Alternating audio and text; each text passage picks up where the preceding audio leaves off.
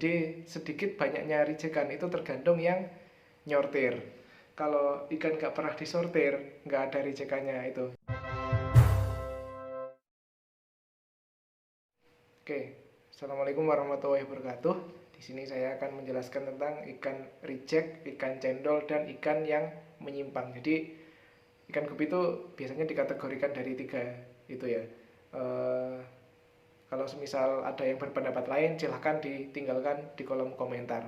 Yang pertama, saya akan menjelaskan tentang ikan rijekan dulu. Apa itu ikan rijekan? Yaitu ikan yang tidak masuk standar kontes. Jadi ikan reject ini bukan ikan yang anaknya tidak sama dengan indukannya. Itu kalau anaknya tidak sama dengan indukannya itu termasuk jenis yang menyimpang. Nah, menyimpang ini seperti apa? Short body, swallow ribbon, kemudian crowntail itu awalnya indukannya normal, kemudian muncul yang seperti itu karena terjadi mutasi kayak gitu. Kalau reject itu ikan-ikan yang tidak masuk standar kontes. Jadi ikan gupi itu ada standarnya untuk kontesnya itu. Yang membuat ikan gupi ada reject atau tidak ya kontes itu sendiri dan si breeder yang menyortir. Kuncinya itu breeder yang menyortir dan kontes itu. Nah, semakin perfeksionis breedernya itu rijekannya semakin banyak. Nah, sedangkan ikan gupi kalau tidak pernah disortir itu nggak ada rijekannya 0 pasti. Kalau nggak gitu cuman 5% atau 10%. Itu yang disortir karena ikannya cacat atau bengkok atau gimana, itu baru dikategorikan reject. Padahal sebenarnya yang dibilang reject itu ya bukan itu. Reject itu ya dari standar kontes itu tadi. Nah, setiap jenis gupi itu punya standar kontesnya masing-masing. Kalau secara umum ya itu bodinya tebal, kemudian ekornya tebal, warnanya ngejreng, ekornya delta ya seperti itulah. Kalau corak ya kayak gitu. Terus khususnya ikan corak ya, ikan corak ini rijekannya banyak, soalnya agak susah.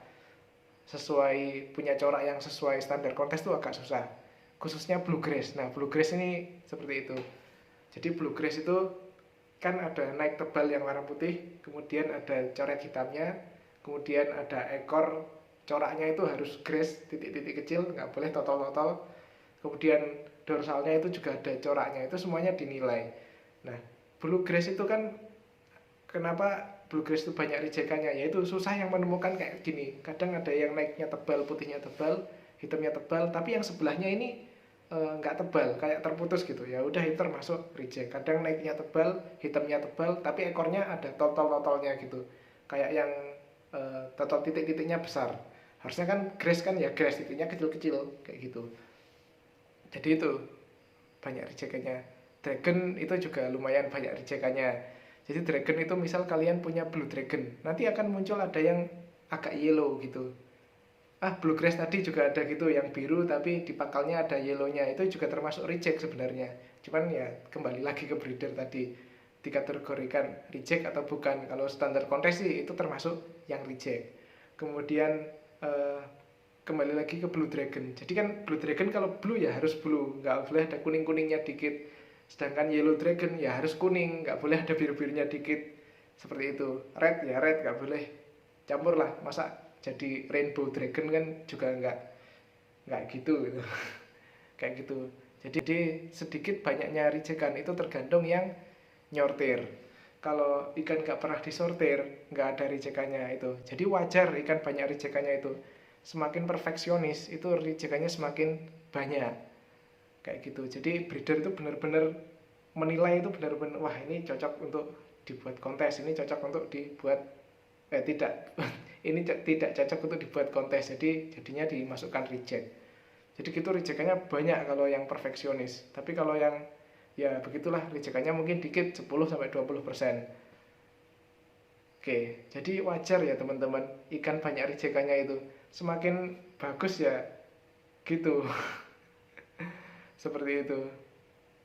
Kemudian yang menyimpang tadi udah saya sebutkan. Menyimpang itu jadi short body, entah jadi crowntail atau apa.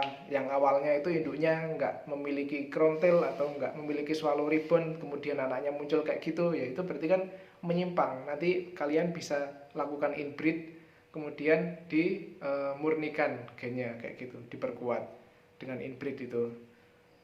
Jadi kalau mengikuti asas reject tidak sesuai dengan induknya, nah nanti jadinya short body digolongkan reject, krontail digolongkan reject kayak gitu. Oke, jadi itu tergolong ikan yang menyimpang. Kemudian yang terakhir cendolan. Cendolan ini adalah ikan yang kawin silang dan tidak terkontrol. Kita nggak tahu orang tuanya kayak gimana. Jadi udah bercampur sampai kita nggak bisa mengenali ini termasuk jenis apa. Entah metal, snake skin, yellow, swallow, ribbon, atau apa gitu. Nggak bisa dinamain juga. Kayak gitu.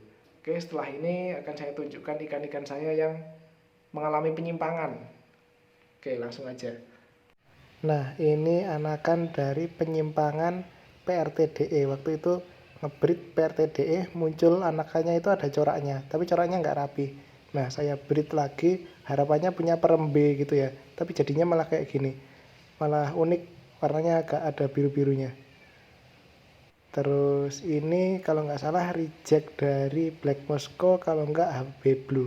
Jadinya kayak double sword tapi nggak lancip, tapi sebagian ada yang lancip, tumpul gitu ya. Ini ikannya saya namain Black Mickey Smiley Kitty. Nah itu belum disortir lagi, habis ini dipilih yang bagus buat di breed lagi. Ini contoh bluegrass reject ini. Nah ini bluegrass reject jual 25.000 aja udah laris. Ekornya lebar, coraknya rapi, tapi naiknya jelek. Coret hitamnya juga tipis. Ini saya masukkan reject. Ini sebagian orang dikira udah bagus sih, soalnya warnanya biru. Soalnya kadang ada yang warnanya kuning di bagian pangkal ekornya itu. Oke, thank you.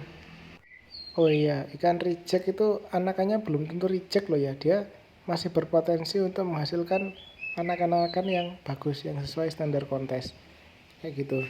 Dia jangan dibuang, tetap laku juga dia.